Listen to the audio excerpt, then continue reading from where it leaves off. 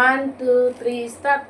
வெறும் கோலும் கையும் இரு பரிவாரமாகும், உம்மாலன்றி இது யாரால் கூடும்.